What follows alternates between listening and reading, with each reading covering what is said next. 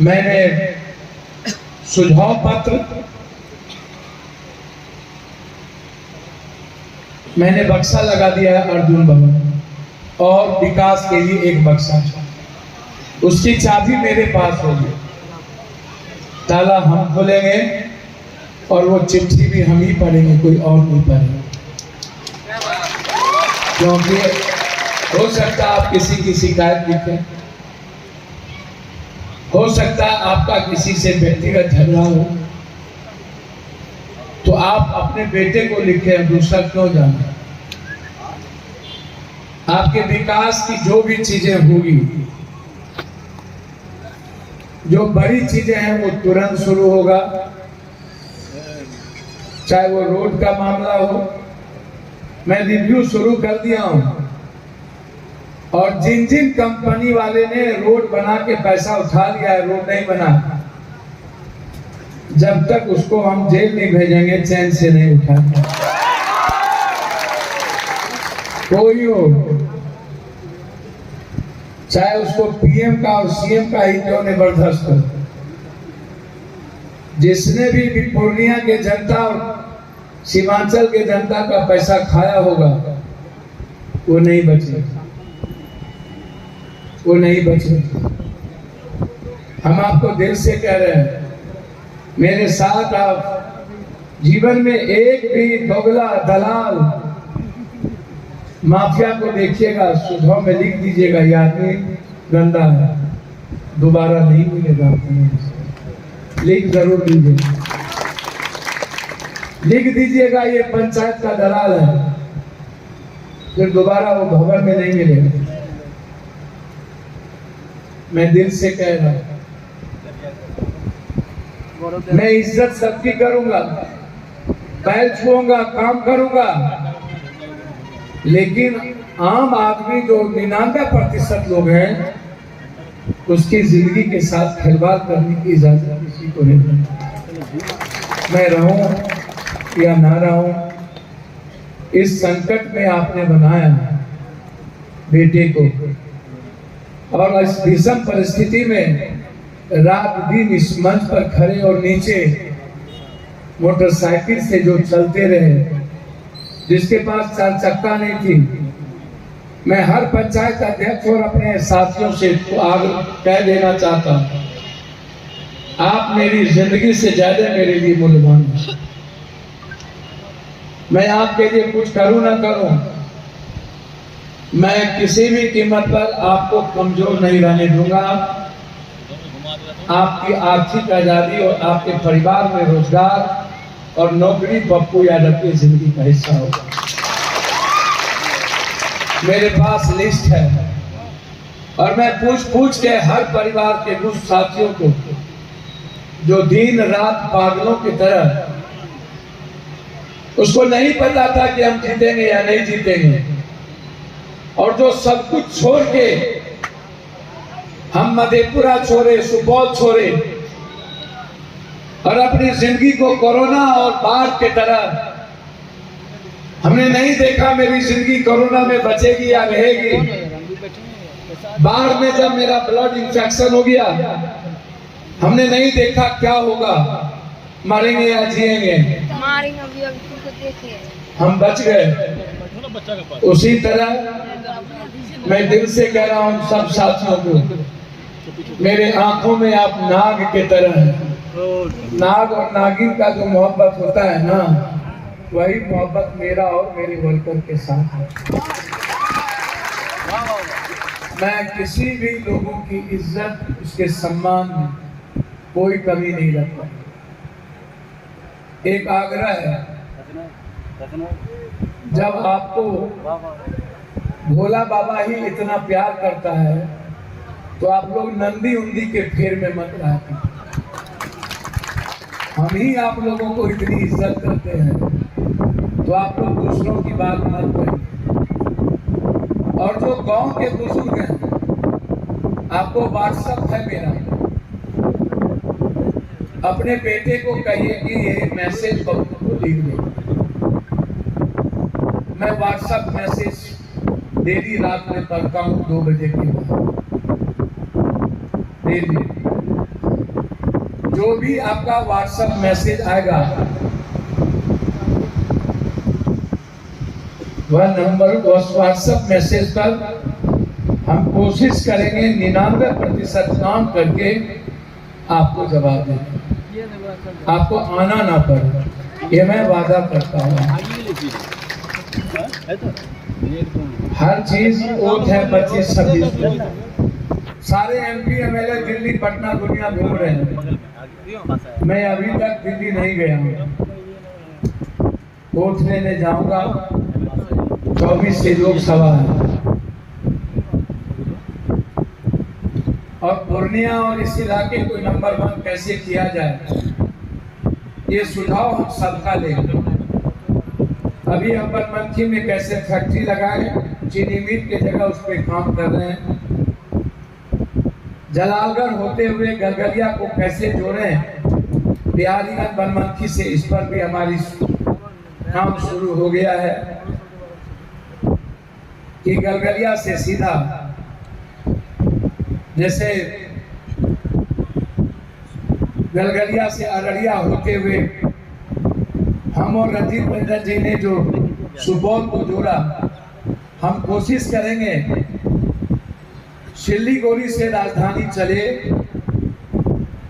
तो वो बारसोई में नहीं रुकता और जगह नहीं रुकता है, वो अररिया होते हुए पूर्णिया जंक्शन से कटिहार होते हुए दिल्ली जाए।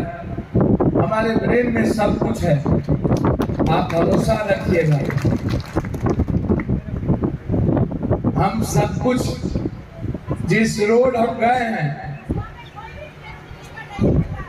आप चिंता नहीं करिए माँ,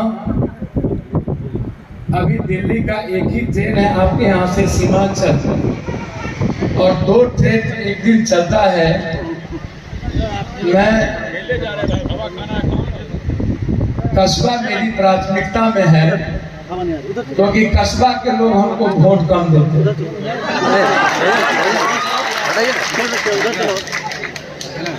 कस्बा वाले से हम बहुत मोहब्बत करते हैं। जब भी कस्बा के नगर के लोग हमको बुलाते हैं, उससे हम प्यार करते हैं। और उनको लगता है, मैं कभी कभी सोचता हूँ कि पप्पू यादव हमसे कम प्यार करता है और गांव में रहने वाले लोगों से ज्यादा प्यार करता है, और उसमें भी मुसलमान से ज्यादा प्यार करता है। ये अवधारणा बड़ी विचित्र है। मुसलमान हो या दलित, आदिवासी हो या वैश्य, हमको तो कुशवाहा समाज के बूथ पर 180, 140, 190, जहां जनता दल यूनाइटेड के उम्मीदवार को 400 वोट था, 500 वोट था, वहां पप्पू यादव को 150-200 वोट जरूर था। मैं दिल से कह रहा हूं, कुशवाहा समाज का कोई बूथ नहीं था जहां पप्पू यादव का वोट था। ये क्या है? मैं किससे प्यार करूंगा? यदि कुशवाहा और वैश्य वोट ना दिया होता तो हम कोढ़ा में 9000 से नहीं जीते होते। ये ठीक बात है कि 90% वोटिंग कास्ट मुसलमान भाइयों की सबसे ज्यादा है और आदिवासी की सबसे ज्यादा है। ये सही है। उनकी लाइन 7 बजे तक लगी रही है। और यह भी सही है कि जादवों के यूथ ने इस बार दूसरों के वोट को लाने में सक्षम नहीं हुआ। वो चुपचाप अपना वोट 100% गिरा दिया, लेकिन आदिवासी, दलित और मुसलमानों ने इस बार दूसरे के वोट को जोड़ा। कोई गरीब आदमी जा रहा है मिडिल क्लास और CCTV में आ रहा है, तो इसका मतलब समझ लीजिए उसका काम नहीं हो रहा।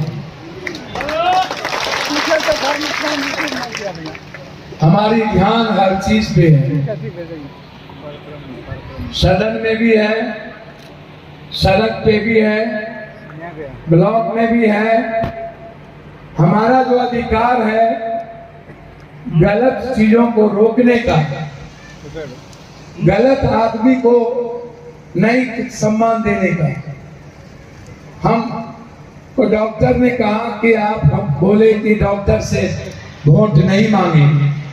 हमने कहा ऐसा मैंने नहीं कहा। मैंने कहा अच्छे डॉक्टर पप्पू यादव को वोट देंगे और जो लुटेरे डॉक्टर हैं वो वोट नहीं देंगे। और अच्छे डॉक्टर के पास जाने की जरूरत पप्पू यादव को नहीं है और बुरे डॉक्टर के पास, गलत डॉक्टर के पास इस जन्म में पप्पू यादव वोट मांगने नहीं जाएगा, नहीं जाएगा। हमको नहीं चाहिए ऐसी वोट। हमें ऐसा वोट नहीं चाहिए जो राइफल बंदूक के बदौलत दूसरों को डराता।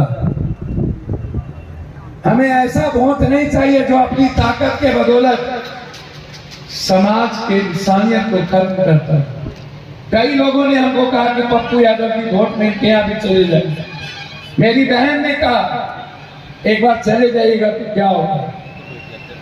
मैंने कहा मैं मर जाऊंगा, इस जन्म में सत्ता के लिए अपनी विचारधारा और अपनी आइडेंटिटी को समाप्त नहीं करूंगा। ये नेता कर सकते हैं, ये नेता की फितरत है। कुर्सी के लिए ये लोग कुछ भी करते हैं। इस बार देश में बीजेपी 21 सीट के 200 वोट से चुनाव जीता यूपी में। 200 वोट, 27 सीट पर मात्र 300 से 400 वोट से जीता और 69 सीट पे मात्र 900 से 800 वोट। 140 वोट भी नहीं होती। सच्चाई थी सियासत और सत्ता के लिए सब कुछ तो आप सामने है।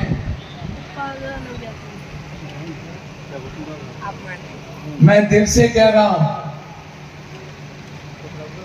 हम लोगों को मिल के काम करना है। हमें आप कुछ मत दीजिए। जब हम आवाज दें इस आपके अधिकार के लड़ने के लिए, तो आप सब काम छोड़ के ट्रैक्टर उठाइएगा और पप्पू के साथ चल दीजिए।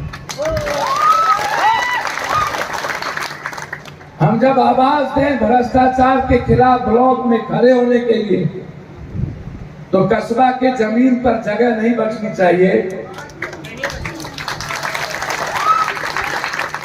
हम आपको तभी बुलाएंगे जब कभी आपके अधिकार को, आपके खुशी को कोई छीनेगा। उसके पहले हम आपके पास हैं। भवन आपका है। आप अस्पताल जाते हैं, जहां लगता हो कि आपको यहाँ दिक्कत है, तो पहले आप हमसे मिलिए या मेरे भवन में, मेरे अस्पताल में देखने वाले से मिलिए। आप मत ले जाइए सिल्लीगुड़ी किसी को। कोई भी डॉक्टर सिल्लीगुड़ी के लिए लिखे तो आप मत ले जाइए। आपके भाई, आपके पिता, आपकी माँ और बेटी, आपका इलाज की जिम्मेदारी मेरी है। आप पहले पूर्णिया में देखिए, दिखिए, और जब आपका इलाज यहाँ ना हो पाए तो फिर मैं समझूंगा कि पटना कराऊं या दिल्ली IGMS कराऊं या PMCH एम्स कराऊं या कहीं और। आप अपने मन से चले जाते हैं, फिर आपको सब छीन लेता है, मार भी देता है। अब हम हैं आपके पास, आपको कुछ सोचने की जरूरत नहीं है। सभी साथियों ने हमें कहा अभिनंदन प्रमुख साहब, सारे मुखिया जी, पूर्व मुखिया जी, हमारे पूर्व अध्यक्ष जी, हमारे साथ सभी लोग। तो अफसर फोन किया, उन्होंने कहा कि सर आज तक 20 साल में किसी MP MLA का फोन नहीं आया। जितना फोन आपका एक दिन में आता उतना तो 5 साल तक कोई MP MLA फोन नहीं करता। बोला कभी हम लोग जाने ही नहीं, MP और MLA भी होता है। बोला यदि सर फोन आया भी तो किसी ठेकेदार के